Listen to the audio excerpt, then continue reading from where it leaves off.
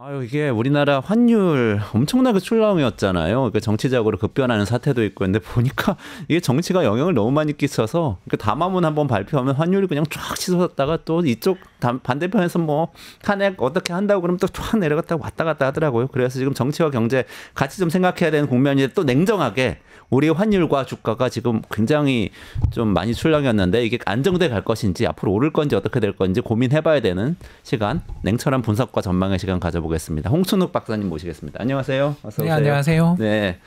그러니까 지금 환율 주가가 굉장히 좀 출렁였죠, 그동안에. 많은 분들이 또 이게 생각은 못하고 있었는데 어떻게 보십니까? 우리나라는 채찍의 끝에 있다. 그래서 채찍의 손잡이가 이제 선진국 경기 또는 글로벌 뭐 동향 이런 거에 굉장히 영향을 많이 받죠. 그래서 미국의 산업 생산이 한 1% 늘면 우리나라 수출은 한 10% 늘고요. 네.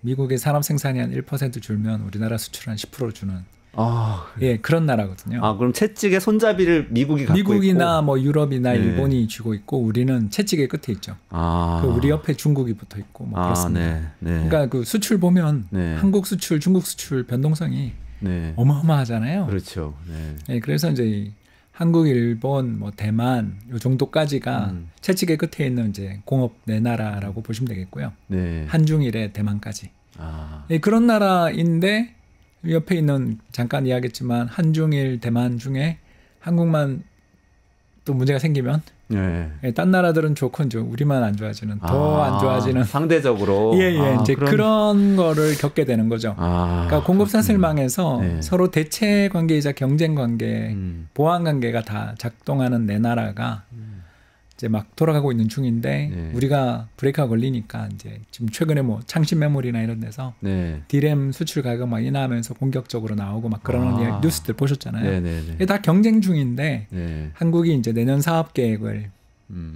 우리가 이제 기업의 경영자예요. 네. 내년 사업 계획 지금 전면 수정이 불가피할 텐데 그렇죠. 네. 어떻게 수정해야 될까요? 그냥 현금 끌어쥐고 그렇죠. 대응할 준비, 시나리오 경영 이렇게밖에 말 못하거든요. 그렇죠. 이건 뭘 의미하냐면 경제 전체에 있어서의 투자와 고용이 얼어붙는다. 얼어붙는다. 아. 이거 말고 다른 설명이 불가능하죠. 그렇군요. 그러니 외환시장, 주식시장도 엄청나게 반응하는 거고 그렇습니다. 근데 그런 것 치고는 잘 버텼다. 잘 버텼다 그래도. 예, 그림 네. 한번 보여주시면 네. 감사하겠는데요.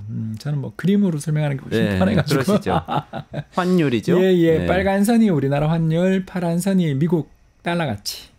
달러 가치라면 예, 그 교역 가중 달러 가치라고 해서 이제 7개국 주요 통화에 대해서 다른 나라 가치하고 다 상대적으로 비교한 게 미국 달러 가치고 빨간 선은 우리나라 것만. 그렇죠. 네네. 우리나라는 이제 미국에 대한 환율이고 네. 그 미국의 달러 가치 파란 선은 이제 전 세계 7개 통화에 대한 네, 캐나다 네, 달러부터 뭐 스위스 프랑, 일본 엔 뭐 이런 것들입니다. 네. 그래서 이제 저게 선진국 대비 달러의 가치와 우리나라 환율을 비교해 보시면 완전히 똑같이 움직이죠. 그러다가 이제 지난 한 달만 다르게 최근 한 달 사이에 네네. 미국 달러 가치가 급등했다가 11월 초 트럼프 당선되고 급등했다가 11월 중순 말로 가면서 조금 떨어지고 있는데 네. 우리만 오르고. 네. 그러니까 저게 이번 충격이라고. 그러네요. 한 20원 정도가 영향을 받았다. 그럼 전반적으로는 원화만 뭔가 계속 뭐 가치가 떨어지고 있었던 건 아니네요. 한 달 전까지만 전 세계 해도. 통화가 다 네. 미국 달러 대비해서 약세를 보이다가 엔 빼고는 다 약세를 네. 보이다가 이제 이번에 미국의 그 연준이 금리 인하할 거라고 다 기대하고 있잖아요. 네. 안 하면 이제 큰일이 또 나는 건데 네. 아무튼 미국의 금리 인하에 대한 기대가 좀 있으면서 달러 강세가 좀 주춤하고 있는데 우리나라 환율만 1,440원까지 그냥 탄핵 쇼크로 한 20-30원 정도 올랐다. 오른 거죠. 이렇게 볼 수 20-30원이면 있습니다. 근데 선방한 겁니까? 그렇게 봐야 되는 게 네. 우리나라 환율이라는 게 하루에 100원 움직이는 날도 있을 정도로 네. 그 2008년에 100원 움직인 날이 있었죠. 네. 그런 식으로 우리나라 외환시장이라는 게 일단 선진국 통화치고는 굉장히 변동성이 큰 통화거든요. 한국하고 제일 비슷하게 움직이는 통화가 이제 캐나다 달러 정도. 이 두 통화의 공통점은 선진국이면서 미국 대비 경제 사이즈가 되게 작고 네. 우리 5천만 거기 3천만 네. 그리고 또 미국하고 너무 붙어 있고 우리는 태평양 접해 있지만 아무튼 경제가 엄청나게 붙어 있고 네. 마지막 세 번째가 독립적인 중앙은행이 있고 네. 그렇잖아요. 미 연준에 대해서 우리 정부가 똑같이 안 따라가잖아요. 그렇죠. 좀 다르게 가잖아요. 네네네. 그런 식으로 움직이는 통화들이 이제 글로벌하게 한국이랑 캐나다인데 이 통화 그 캐나다 달러 환율 보시면 1 미국 달러에 대해서 1.4에서 0.6까지 왔다 갔다 하니까 예, 거의 2배 움직이죠. 우리도 지금 그렇잖아요. 우리도 사실 뭐 외환위기 때는 2,000원. 그리고 얼마 전에 이제 1,570원, 이번에는 1,450원. 이런 식으로 이제 환율의 변동성은 줄지만 그래도 상당히 우리도 많이 움직이는 통화이기 때문에 일단 이번에 저는 더 많이 오를 줄 알았어요, 사실은. 한 1,500원 보고 있었는데 여기까지는 안 가고 마무리된 거 보면 그래도 우리나라 경제 펀더멘탈이 좋은 편이다. 그래도 선방했다. 네. 그 주가는 어떻게 보셨어요? 주가는 이제 좀 패닉이 있었죠. 네. 그러니까 환율에 비해 주식시장이 더 약했다. 네, 그랬는데 이제 그 국민연금의 리밸런싱으로 지금 바닥은 만들어낸 분위기인데 이제 리밸런싱이라는 게 뭐냐면 우리 전체 국민연금이 이제 1,200조 정도 됩니다. 엄청 크죠. 네, 이 1,200조 중에 이제 9월 기준 이번 충격이 있기 전이었던 마지막 통계가 9월에 나온 통계가 국내 주식 13% 투자하고 있거든요. 네. 이제 13% 투자하고 있는데 이번에 환율 급등하고 미국 장으로 근데 우리만 빠졌으니까 한 10% 정도 됐다고 그냥 러프하게 가정을 하면 13%라는 원래 배분 비율을 맞춰야 되지 않겠습니까? 그냥 내버려두면 안 되죠. 그러니까 갖고 있던 게 가치가 떨어졌으니까 13%였던 게 10%로 쭉 줄어들면 그렇죠. 다시 더 사서 안 팔았는데도 그렇게 되면 좀 사야 되지 않겠습니까? 그러니까 꼭 13%가 못 맞추더라도 11, 12%로 맞춰놔야 되겠죠. 너무 괴리가 벌어지면 문제가 되니까. 이제 그걸 맞추는 걸 리밸런싱이라고 부르는 거고요. 그래서 이제 최근에 국민연금이 적극적으로 사고 있는 게 적극적은 아니죠. 그래도 조 단위 정도 사야 적극적인 거고 몇 천억씩 사는 게 이제 리밸런싱이 들어간 것으로 보여집니다. 그래서 만약 13%까지 맞춘다 그러면 36조를 사야 되거든요. 네. 근데 뭐 요새 3조밖에 안 샀으니까 한 달 사이에 3조밖에 안 샀으니까 사실 뭐 국민연금은 그냥 이제 면피 좀 사고 있는데 적극적 리밸런싱보다는 여유자금 가지고 좀 대응하는 정도로 사주고 있는데 그것만으로도 주식시장이 그래도 2,400 깨졌다가 좀 올라와 있는 상태니까 2,500원 또 못 들고 있는 거 보면 약하긴 약한데 그래도 금융시장이 좀 잘 버티고 있는 중이죠.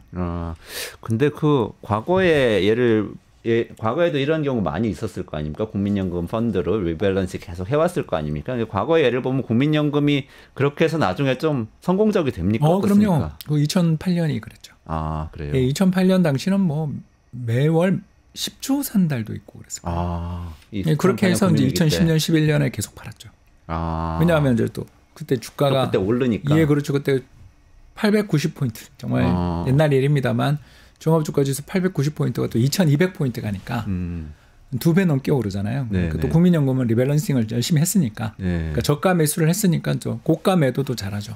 그럼 국민연금 따라가는 것도 좋은 전략입니까? 그럼요. 그래요? 예, 이게 굉장히 좋은 전략입니다. 이제 다만 근데 2021년 문재인 정부 때 국민연금 리밸런싱 중지 명령 내렸던 것 때문에 이제 그 전략이 약간 브레이크는 걸려 있는데요. 혹시 기억 안 나세요? 2021년 4월에 어떤 내용이었죠? 2021년 4월에 국민연금이 이제 또 그때는 국민연금 전체 보유 비중 목표가 15%인데 20%가 돼 있었어요. 왜냐하면 주가 너무 올라서.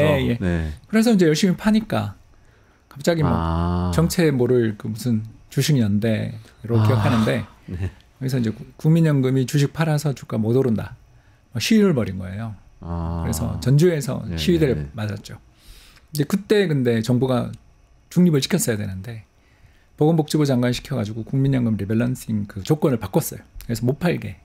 그래요? 예, 그러고 주가가 그 뒤에 이제 2,100포인트까지 빠져서 거기서 이제 국민연금이 발생한 손실이 한 30조 정도 손실을 봤죠.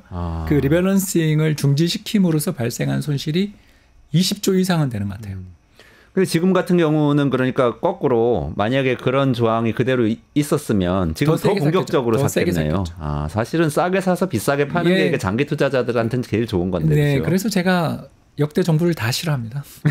왜냐하면 국민연금 입장에서 연금의 투자운용팀장을 지내면서 제가 봤던 그리고 역사를 본 입장에서 보면 국민연금한테 이래라 저래라 하는 정부가 제일 나쁜 정부. 어쨌든 간에. 지금 뭐 2015, 16년에 그 박근혜 정부가 물산 모집 합병. 맞아요. 삼성물산 제일 모집. 그리고 2021년 문재인 정부 때 국민연금의 국내 주식 매도 중지 결정. 이런 것들 때문에 연금이 수익률이 정말 저는 더 개선될 수 있는데 많이 망가졌다. 그렇게 보죠.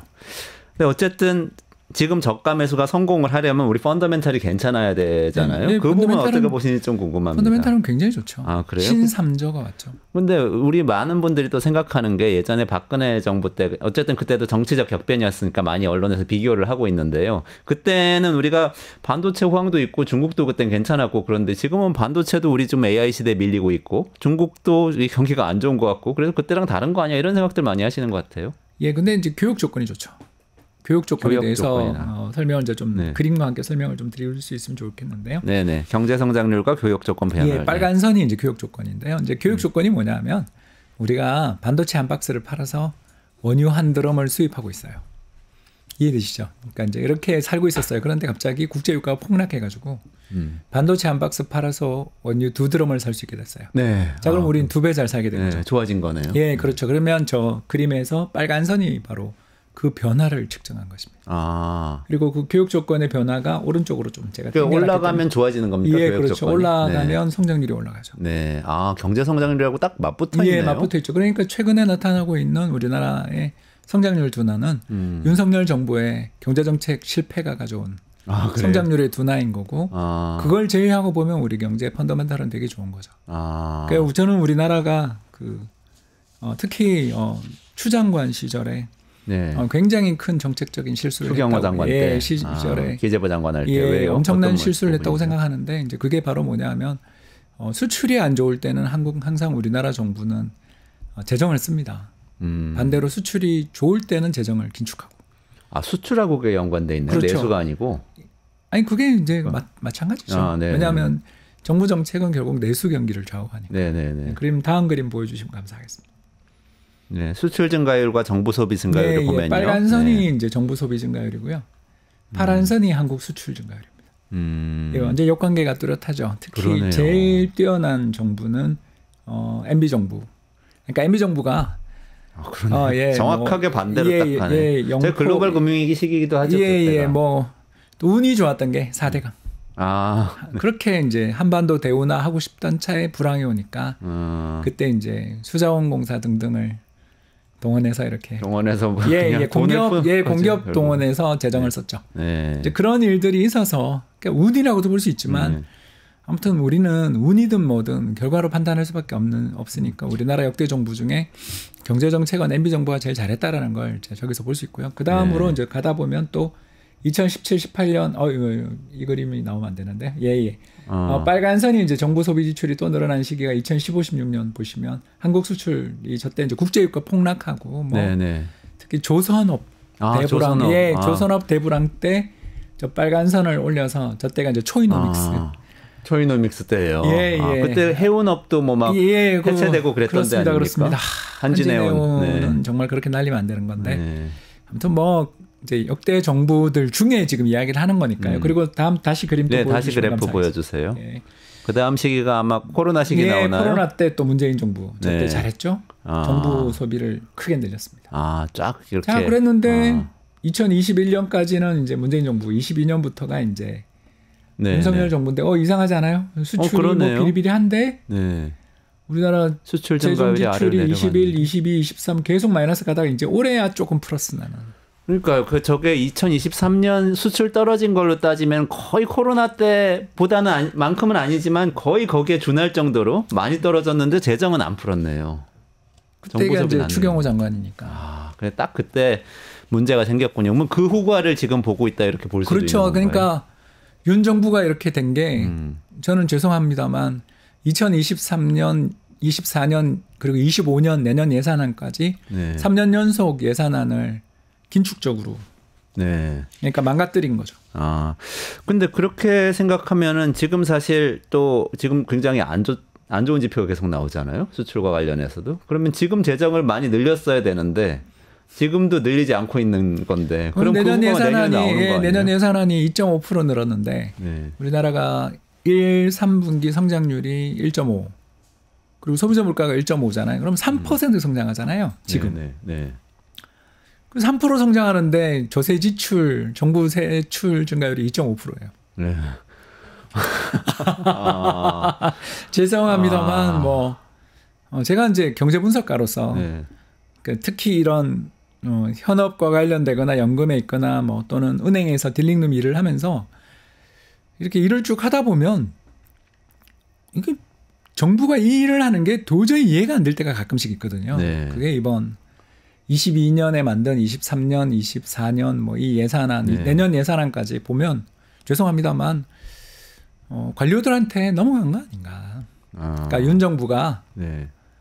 추경호 장관이든 또 최근 최 장관이든 최상목 장관이든 훌륭한 분들이시겠지만 네.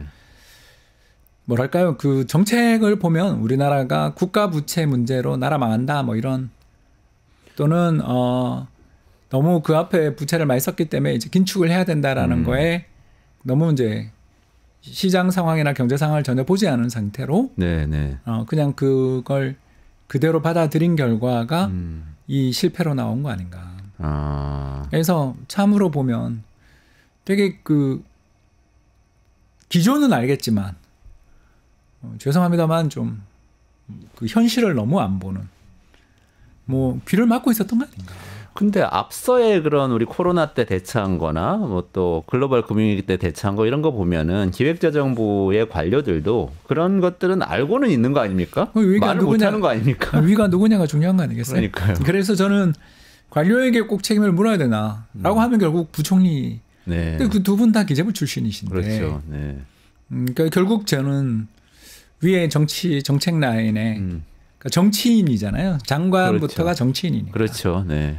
장관부터 정치인인데 그 정치인 라인에 뭔가 그 심각한 문제가 생긴 거 아닌가. 그래서 저는 최 장관님이 그 차관 시절에 제가 되게 좋아한 분이에요, 사실. 네. 그래서 이분이라도 이번에 내년 예산안을 할 때 좀 경기 여건, 특히 내수 경기가 3분기 성장률 0.1% 나오고 막 이런 시기가 보이고 있었잖아요. 그런데 그때 그걸 미스한 것, 그리고 더 나가서 추가 경정 예산안 편성을 네. 서둘러 9월이라도 했어야 되는 거 아닌가. 네, 네. 그 국회 개원이 된 다음에 바로 추경을 올렸어야 되는 거 아닌가 싶은데 그거 다 미스한 걸 보면 이렇게 제가 개인적으로 볼 때 이렇게 스마트한 사람이 없는데 왜 이걸 놓쳤나.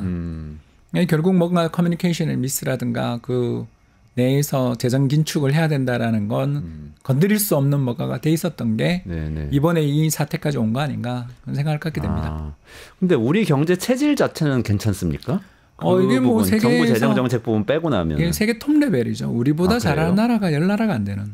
현재도 그래요. 우리 다 삼성전자 걱정하고 있기는 한데 어떻습니까? 근데 하이닉스가 더 잘하니까. 하이닉스는 또 올라탔죠. 그러니까 꼭 한 회사만이 우리나라를 먹여 살린다라고 생각하시는 것 같아요. 그런 걸 볼 때마다 느끼는 게. 네네네. 그림 한번 좀 보여주시면 감사하겠는데 이거는 이코노미스트 기사를 제가 편집한 것입니다. 위에 좀 글자 크게 할 걸 죄송합니다. 그래서 근원 소비자 물가, 실업률, 경제 성장률, 주가 상승률 등 왼쪽부터 이렇게 네 가지. 그 네 가지 지표를 가지고 이제 각국의 경제 성적표를 매기는 거죠. 그래서 총 37개 OECD 가입 국가를 대상으로 해서 한국이 10등 정도, 사우스 코리아가 10등인데 저 10등 된 거 중에 이제 파란선이 지나면 좋은 거거든요. 네네네. 근데 보시면 알겠지만 주가 빼고 다 좋아요. 그러네요. 다 파란색에 주가만 하얀색이고. 그래서 이걸 보면 금방 알 수 있는 거죠. 그러니까 우리가 뭐 탄핵이든 밸류업 실패든 뭐든 좋겠습니다만 아무튼 주가만 좀 잘 버텼으면 우리가 작년이 2등이었거든요. 2등이었어요. 2023년은 2등이었고요. 이게 펀더멘탈이잖아요. 그러네요. 그러니까 여기서 우리가 세계 그 OECD 국가 중에 2등이었는데 이번에도 주가만 세계 평균 정도만 해서도 한 3, 4등 정도는 쉽게 했을 것 같은데 저걸 놓쳤죠. 그거를 못 지켜줬네요. 그러니까 뭐 밸류업 지수도 역시 저는 뭐 굉장히 잘못한 정책이었다고 생각하고요. 그러니까 전혀 그게 없다. 저희들끼리 이제 표현을 이야기하자면 뭐가 없습니까? 메가리가 없다라고 하는데 내용이 없다, 내실이 없다. 내실이 굉장히 없었죠. 잠깐 저기 그림 하나 더 보여주시면 감사하겠습니다. 다음 페이지 그림이 방금 이야기한 거에 대한 이거는 이제 기획재정부에서 나온 자료고요. 중앙정부 정부의 지출입니다. 정부 지출. 그래서 682.4가 2022년 이거는 이제 21년에 만든 거죠. 문재인 정부가 만든 예산안부터 봐주십시오. 그다음에 638, 655, 56. 아직 특히 그죠? 2022년 대비해도 줄었네요. 그리고 더 나가서 일반 회계가 더 중요하죠. 네네네. 일반 회계 그렇죠. 특별 회계나 기금은 사실 국민연금한테 달린 거니까 그건 빼고 봐야 되거든요. 그래서 일반 회계 보시면 356. 24 계속 준 거 보이시죠? 그러네요. 계속 주네요. 예, 그리고 내년 예산안도 또 줄고. 내년 예산 더 줄고. 그러면은 이건 정말 추경호발 또는 불황, 뭐 최상목발. 내년은 이제 최상목 최상목발 장관이라고 봐야 되는데. 불황 이렇게 되는 거 아닌가요? 예, 그러니까 이 정부랄까요? 뭐 윤석열 정부의 여러 가지 문제가 불통이다. 뭐 또는 민주주의적인 법 질서를 갖다가 오히려 법관 출신, 죄송합니다. 검사 출신이 깼다. 이런 것들에 대한 비판도 가능하지만 제 입장에서 이코노미스트 입장에서 보면 뭐 도대체 경제가 어떻게 되는지에 대해서 전혀 관심이 없는 정부 아닌가. 네. 그리고 그냥 이렇게 해야 돼라고 결정하면 그냥 뭔가 결정을 해놓고 그냥 상황 안 보고 달려가는 그러니까 정신적 귀머거리 네. 그런 집단이었던 거죠. 이게 되게 경제 관료들도 저는 정말 이상했던 게 올해 예산을 긴축한 거. 작년이 되게 안 좋았잖아요, 경제가. 작년 경제가 우크라이나 전쟁 후폭풍이 2023년에 있었잖아요. 그리고 또 2022년 말에는 레고랜드. 맞아요. 예, 강원도 혹시 기억나십니까? 레고랜드 사태, 채권 시장 얼어붙었죠. 예, 이제 그거 충격이 2023년에 나왔잖아요. 그럼 2023년에는 추경을 했어야죠. 또 추경을 안 하면 24년 예산안이라도 경기 대응용으로 확장적으로 편성을 해야 되는 거 아닌가요? 근데 대통령이 건전재정하자고 하니까 그걸 또 긴축을 또 했으니까 그러니까 이걸 보면 우리가 특히 2024년은 선거가 있었잖아요. 그러니까 선거가 있기 때문에 국회가 이게 되게 좋아할 거 아니에요. 확장 예산에 대해서 서로가 경기도 안 좋은데 잘 됐다 그러고 지역구 의원들끼리라도 뭔가 이렇게 딜이 가능한 그러니까 합치가 어느 정도 될 수 있는 예산이 작년에 만든 올해 예산인데 그거조차 긴축했다. 그래서 제가 아까 이상하다. 이건 도대체 무슨 생각인지 모르겠다. 이 사람들은. 라고 생각을 하고 이제 그때부터 저도 이상하다. 그러니까 이제 정부가 정상적이지 않다. 그래서 저도 이게 양극화다 이렇게 되면. 수출은 아까 교육 조건 때문에 좋아지지만 그렇지만 특히 그 원화 기준 수출은 엄청 지금 좋잖아요. 그게 중요한 게 달러 기준 수출이 아니잖아요. 원화 기준 수출. 똑같이 반도체 한 개 팔아도 들어오는 원화가 더 많아지는 거죠. 거기다가 우리 아까 이야기한 것처럼 국제유가 지금 중국발 수요 위축 때문에 계속 빠지잖아요. 떨어지죠. 60불대에서 뭐 오펙이 지금 감산 계속 연장하고. 이런 걸 종합해 보면 글로벌 여건 그러니까 3저가 왔죠. 원약세, 저물가, 저금리, 저유가.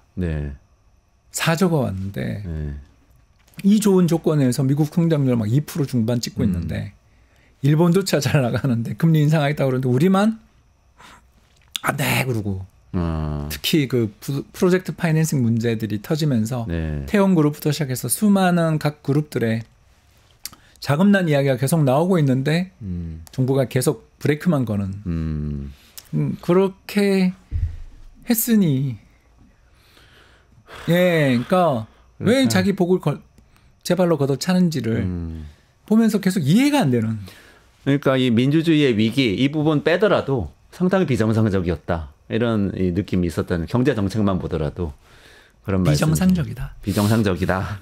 이렇게 말씀 주셨는데 한국은행 얘기를 잠깐 여쭤볼게요. 마무리하기 전에 한국은행에서는 어쨌든 금리 그 인하를 했었지 않습니까? 근데 지금 팽팽하게 또 논란이 있는 것 같은 게 너무 이게 원화 가치가 떨어지니까 이거 우리 미국 금리 인하 더 막 빠르게 안 하면 우리가 금리 인하 선제적으로 해야 되냐 이런 얘기도 있는 것 같고 또 한편으로는 최근에 요 정치적 급변 사태 벌어졌을 때 한국은행에서 RP 무제한 매입하겠다 그러면서 72조 원 시장에 풀었다 또 이렇게 발표는 했어요. 그러면 이 내용을 보면은 그래도 한국은행이 좀 나서서 말씀하신 대로 돈을 풀고 경기를 좀 살려보려는 거 아니야 이런 얘기도 있고 복잡합니다. 어떻게 전망하세요? 일단 행정부가 먹통이 됐는데 한국은행이라도 해야죠. 한국은행이 뭐 정말 힘든 입장인 거죠.